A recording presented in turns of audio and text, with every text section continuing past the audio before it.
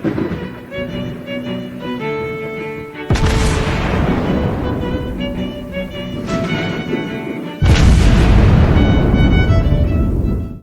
everyone, and welcome back to World of Warships Blitz with Terry. Today we are looking at yet another American heavy cruiser. This is the USS New Orleans. And the New Orleans class of heavy cruisers were initially, just like the Pensacola's, light cruisers. They were reclassified later. But these ships have been built, obviously after the Pensacola's, because the Pensacola's were the first ones being built to treaty limitations, and then we've had the Northampton class, the Portland class, and now the New Orleans. Although you can kind of argue that they're similar enough, and they're just variations that have been relabeled in the middle of construction, that this is sort of the next generation afterwards. Now, the Americans at that point reverted the gun layout to something slightly more sensible than what you've seen on the Pensacola. So we've got the traditional 2 turrets forward, 1 turret aft, which is going to keep staying until all the way up to tier 10 in the Des Moines for any subsequent ship. The New Orleans, again, was initially classified as a light cruiser and then reclassified as a heavy cruiser. So while the armor is a little bit better than what they had on the Pensacola, it's still not massive. New Orleans, as well as every other cruiser there, had again a massive history, and I could probably be talking for the whole video just about that. Just pointing out sort of two events that I think stand out. First one being, well, she was moored in Pearl Harbor. So she was actually undergoing repairs in Pearl Harbor and wasn't under her own power, which means that at the time the Japanese were attacking Pearl Harbor, taking out the power, she had none, which meant that initially the crew started shooting the Japanese with rifles and small arms, but then tried getting the anti-aircraft guns to work, which obviously was a problem because they didn't have any power for the ammunition hoists to bring any reserve ammo up, which means they then formed a bucket chain. And the ship's chaplain at the time apparently coined the famous phrase, "Praise the Lord and pass the ammunition." So she survived that ordeal, went on to serve with the carrier task forces throughout the campaign until in the Solomon Islands she got her bow shot off. So everything including a turret was gone.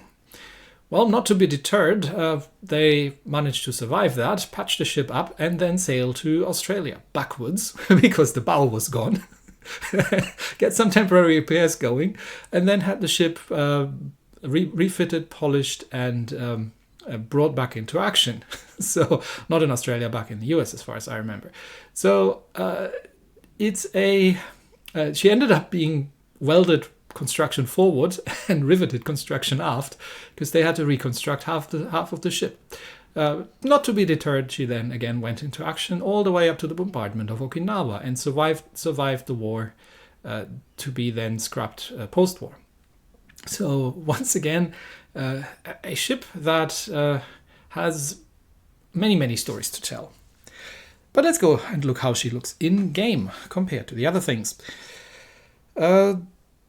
Obviously, we are going to have to compare her to a couple of ships actually that I want to compare her to. Let's begin with the Pensacola, because that's her immediate predecessor, and we'll have to see what we get in tier 7. And I probably want as well, I'm going to have to go to the tech tree for that, the USS Brooklyn, the light cruiser at tier 7, so I want to see that one as well. There we go. And let's have a look. So, New Orleans gains a rapid reload over the Pensacola. Other than that, the defensive AA is the same. It's a rapid reload 1. It gives you 15% reload increase, but it's good to have. And again, it's the start of what you're going to see in the rest of the line.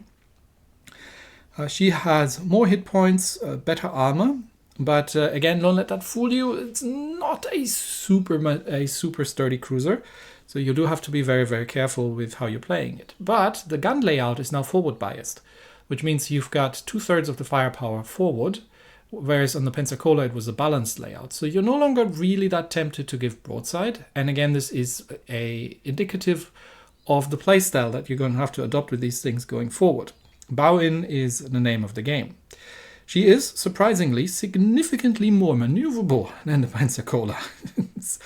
She's not quite as fast, but 5.7 seconds turn time for a heavy cruiser is extremely good. So it's a very maneuverable ship. Now, the main guns, to 3 triple turrets for a total of 9. So it's 1 gun less than the Pensacola, but she makes up with that in terms of the rapid reload. The guns get slightly better range, bit better fire chance. Other than that, they are for all intents and purposes the same guns that you get on the Pensacola, which means that if you are starting to get into tier 8 games, you're going to find that the armor-piercing performance can be a little bit mixed. So this is sort of one shortcoming here at tier 7, that you're going to start having to really start thinking about which shell type you're using, and that's also where the 7% fire chance comes in, because probably the developers realize that yes, you're going to need to start HE spamming battleships at range with this thing, or at least to give you the option to do that a bit more successfully. The secondaries are completely identical, and to my dismay, the AA is almost identical, which, given that this is now tier 7, is making things a little awkward. Especially that this is not the original New Orleans from Pearl. This is the refitted, I think, after the bow got shot off from the model from what it looks like. She should have had significantly reinforced AA, so I think this is a factor where probably she's just been power crept, because this is one ship from the original line. This has been she's been there since the beginning of the game. And at that point, you would have been facing American or Japanese carriers, because there were literally no other carriers, no British carriers, no other things. So, and you're at tier 7. You know what that means in terms of carriers, do you? So the AA leaves a bit to be desired, which is a shame, really. Other than that, the surface detection is much better than in the Pensacola. Probably due to, and I'm guessing the motivation here, the fact that the original tripod masts I don't think she had a tripod mast to begin with, but maybe it was just because the whole profile is a little lower than you would see on the Pensacola. Anyway, comparing her to the Brooklyn, which has been introduced quite a bit later because the American light cruisers were coming much later. They were not there in the original game. The Brooklyn gets an extra def AA, but she obviously doesn't get the rapid reload, but starts getting the sonar, because the light cruiser line is more of the support cruiser line than the assault cruiser line, which is more the job of the heavies. But again, you can see that the whole, for all intents and purposes, is almost identical. So again, this is not a ship that can armor tank very well. And again, surprisingly, the maneuverability on the New Orleans is actually better than on the Brooklyn. But the Brooklyn has 15 152mm guns, which, in all honesty, I would prefer over the New Orleans's 203 mils, just also from the reload and the sheer number of guns and the shell arcs and the capabilities that the ship has. The secondaries are slightly better on the Brooklyn because, again, reasons, but this doesn't make a massive difference. But the AA is, especially the small caliber AA, is quite a bit better on the Brooklyn, which I think this is where the New Orleans should be more or less on par. But yeah, this could just be power creep from ships that were later introduced. So let's no longer look at the Pensacola, but let's actually look at the New Orleans. What can you do with the ship? You get 2 choices. You can either get a little bit large caliber AA, main battery traverse and hit points, or you can get the main battery reload down. I would probably prefer the reload because the AA is nothing really to write home to begin with, and you're not really going to AA spec this ship too much. So, and you have no torpedoes or anything, so it's really down to your guns. Having a faster base reload is a good thing.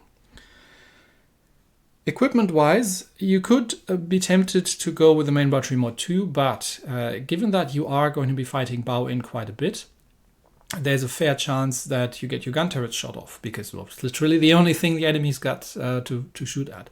So, which then leads to a severe degradation of your firepower, which means I would actually probably use the main battery mod 1 for a faster turret traverse, because the ship is very nimble. The rest is just standard stuff.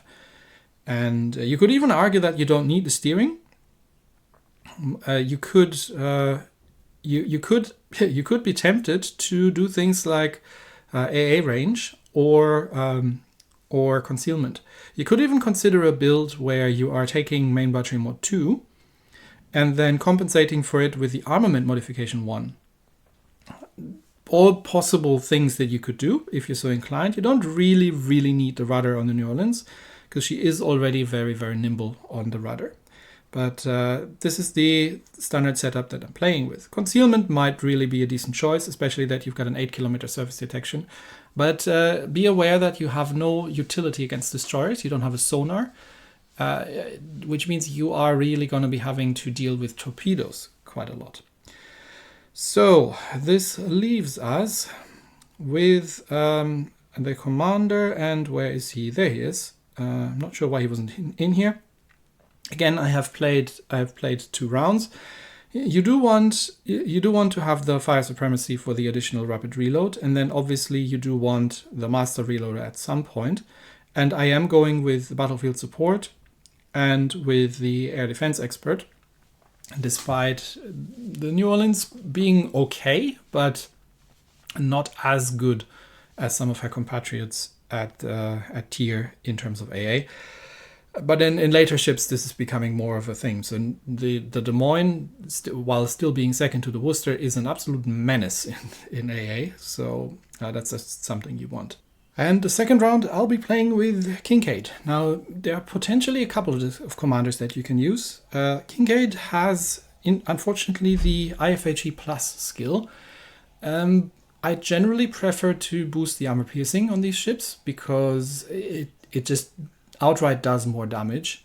And as such, I've used the APCS skill here.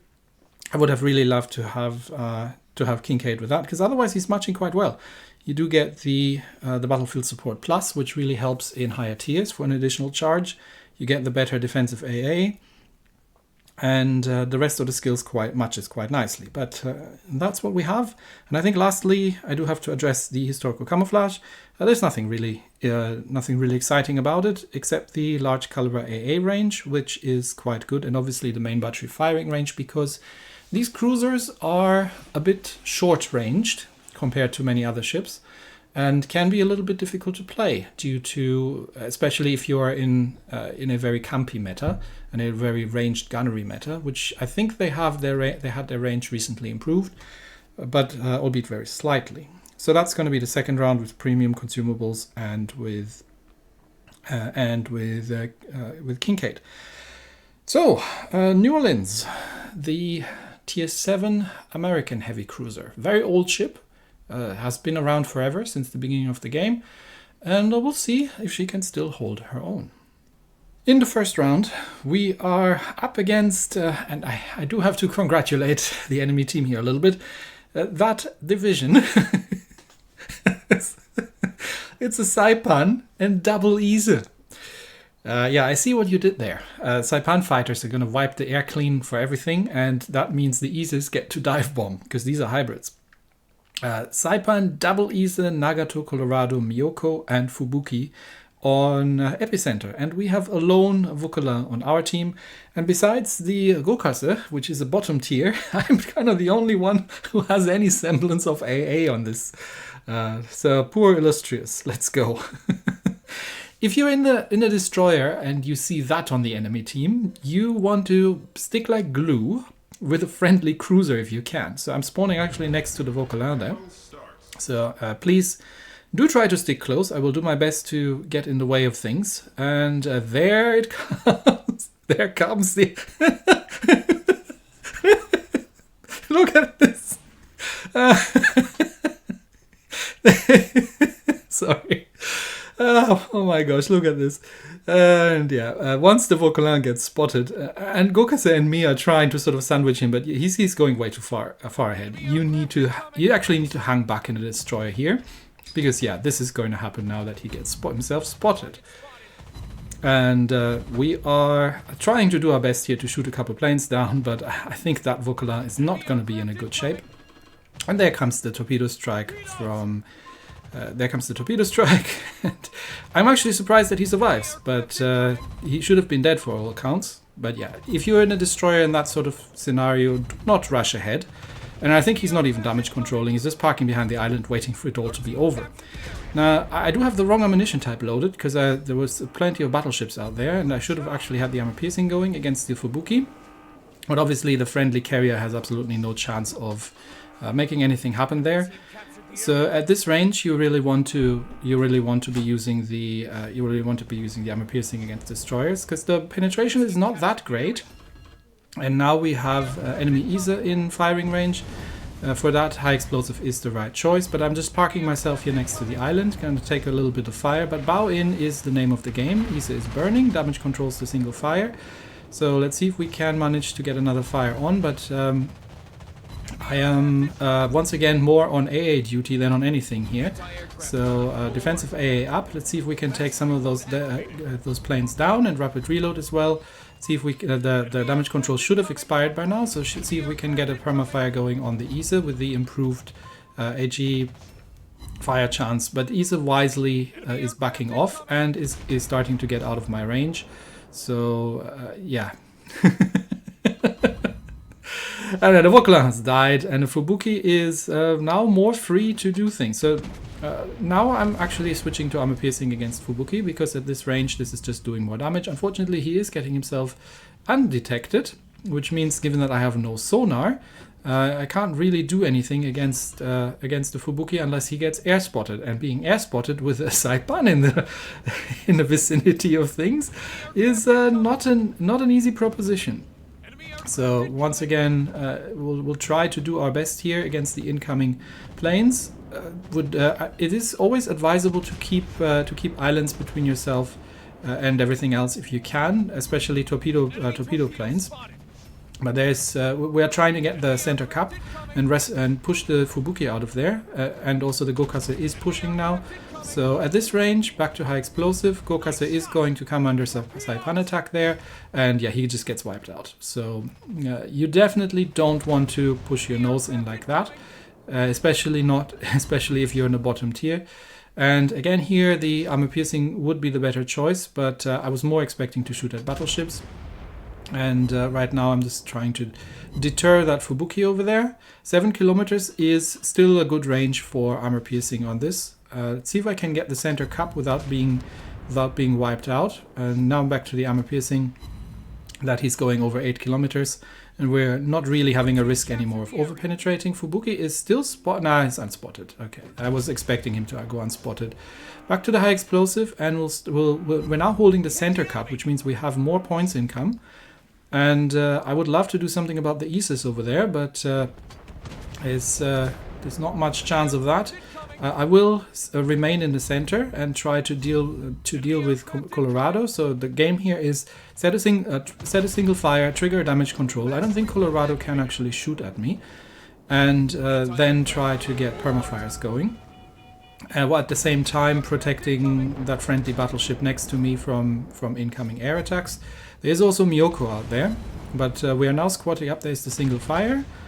And he's not damage controlling. No, he's damage controlling. Okay, there's a Miyoko unfortunately out there as well. That is a torpedo threat, but I'll try to set some fires on the Colorado. And no, Yuga is going to have a...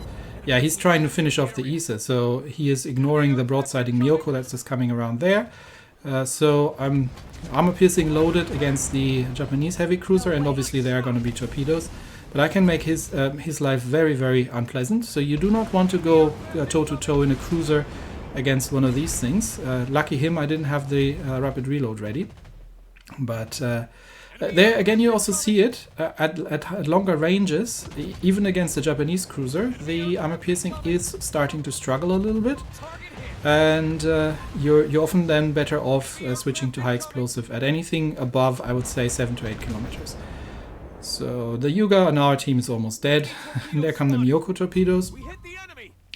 And there is that's another one of the Aces. So let's see if we can see if we can still do some damage. But we're down to 3 ships, so it's yeah, as expected, has not gone very well. We haven't managed to finish off that other Ace there, and I just don't have the range. Yuga might have the range, but Yuga is coming after a significant air attack. Yeah, I don't have the range in that thing. And I'm doing what I can to deter the airstrikes. Ise has taken out the Yuga, which means that all these torpedoes that are incoming are now going to be taking me down. And there's absolutely nothing we can do about this. There comes the Saipan strike, and yeah, there's no way to get out of this one alive. And again, leaving it to the enemy team, giving credit here to the enemy team where credit is due. That is one vicious division. And especially in the air, and at tier 7 you often don't find too much capable AA. So yeah, that Illustrious is not going to be having a good game, and he's not going to be lasting very long. But one thing I think you've noticed is that the armor-piercing performance at tier 7 can start becoming a little bit of a mix and match. So oftentimes you really are better off using the high explosive, and you have to kind of figure out what the ideal ranges are for the targets that you're shooting at. So, you know, that's just really the game there. And we still, yeah, Saipan obviously comes out at the top of the team. To nobody's great surprise, really. But I feel like we've still got our duty. We've still done our duty, and we have still shot down 17 aircraft. So, and given the sheer amount of aircraft that was in the battle, it's not too hard. And yeah, the Vauquelin, yeah. The second round is a 4v4 in center control on Golden Channel. And we are faced with an enemy New Orleans, with the Jervis, a Black Francesco Caracciolo, and a West Virginia. So, it's all around tier 7. No, it's not all around tier 7. There's actually a bot Wichita and a Benson on our side. Sorry, that's not a bot actually. There is a Wichita on our side and a Benson. So slight higher tiers on our side, but more premiums on the enemy team. And we're playing center control on Golden Channel, everybody's favorite. This is where you're going to be learning at this tier the positioning that you're going to need for higher tiers of American cruisers, heavy cruisers, because these cruisers don't have the greatest range. So bow-in island positions are your friend, really, and you're going to be able to do a lot of good in these sort of scenarios. So where I'm going to be is next to that little island. There's a very useful little ledge, and I can slot myself into there, be in the capture circle, at the same time have a good defense against torpedoes if necessary, and have angles at pretty much anything, and be bow in towards the bigger gun threats that can normally make your life as a cruiser player rather unfortunate. So that's where I want to be. Obviously some bots in the game which are just going to be rushing forward, which is going to make cap control quite interesting, but this is with the APCS skill, so we will see. We'll see what the difference there is in that regard. There is the Jervis, a little too close for armor piercing, I think. Yeah, we've got, but I think mostly we're still okay. We had one over penetration, I think that was it. And there's the enemy New Orleans in pretty much the same position that I am in. So bot carrier not targeting too well, but I prefer taking on the bot planes myself. And I'm going to be using the armor piercing a little bit more. Just because it is the APCS skill active, and you see the difference that it makes even on battleships, on the deck plating, if you can hit them like that. That is a bot AK, so I'm not too worried about it. But it does want to shoot at me. I'm more interested in that Jervis that is about to come around that corner there. That's why I've switched to high explosive, because at this short range, your 203mm armor piercing will start over penetrating, and you're better off using the high explosive. But Jervis is smoking up. and we're back to shooting at at battleships. High explosive is not a terrible choice against battleships, even though you're not going to be doing an awful lot of damage, but especially against bots, because they're not damage controlling, you are actually in a decent position. But if you're trying to start shooting at destroyers at longer ranges, that's where the armor piercing comes back in. And then there's actually a bot torpedo coming in from the side. I'll really not be having with that. If you decide to take on battleships at close points, you can either target the bow and stern sections and do full penetrations, or you can target the deck armor, because at close ranges, American 203mm armor piercing should be capable of getting through deck plating. But at that range, the Jervis is going to be having a lot of problems with my armor piercing, even with APCS, because again, it doesn't have a crazy amount of penetration. And what you actually want to do against destroyers is open up the range sufficiently that your armor piercing is not over penetrating, and then you can do that to them, which makes very, very short work of enemy destroyers. If you're getting too close, you both have the problem of torpedoes, and you have the problem of that you don't really have any detection against, and you have the problem of over penetrating. Okay, so I am trying to get some shots out at Francesco Caracciolo over there. And the armor piercing does okay with APCS, but you're not doing, with semi-pens, you're not doing that much more than with the HE. So at long ranges, better to use HE against battleships. And try to go for the fires if you can, especially if there are opportunities. And I think that West Virginia just done a fire, or it could have been the Caracciolo. Difficult to tell from here. But I'm going to push a little bit forward into a more aggressive position. There comes the enemy New Orleans. That Colorado is still on full hit points here. So evenly matched here, but I do want to use the armor piercing. And he is sitting broadside on, just to get all his guns on target, which means he is getting more shells out. And that hurts, but I can hurt him right back, as you can see. So very much capable of scoring citadels, and you can... you can be more maneuverable, and you can get your forward turrets only on target to make yourself a smaller target. Now I do have to keep an eye on the battleship on the left, while that enemy New Orleans is trying to hide behind the island, which is not going too well for him. But I do want to keep moving forward, because I don't want to be assaulted by that battleship there on the left. But now the New Orleans is coming around. And I'm already slowing down, just waiting for him to show his broadside and shots out. And you don't forget that you have secondaries on these things. They are they can add quite a little bit if you're fighting in close quarters. So these 127 mils are pretty good as well, not to be underestimated. And yeah, against cruisers, armor piercing, I'm not in a perfect position here because I'm giving too much broadside. I thought the Colorado was going around the other side instead of hiding behind me. But that New Orleans is going to go down, and he is running into an island, so that last shot is going to go in there. And we have the West Virginia and the bot carrier to deal with. So yeah, the Colorado is zeroed in on the bot carrier, not paying attention to anything else, so I am going to go for the West Virginia. And there the deck or stern shots is what you kind of want to do, and as you can see, you're doing a lot more damage than you would be doing with the high explosive, and you can finish off battleships. You can do quite a lot of damage against battleships with the AP in that manner.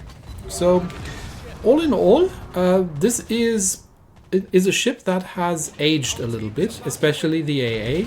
It's noticeable that you're not quite doing the same amount of damage that you would do in something like a Brooklyn, for example. But these are still very viable ships, especially if you are having APCS on them. And if you are, in bow-in situations, and you do have to learn when to use armor piercing, when to use high explosive, just observe.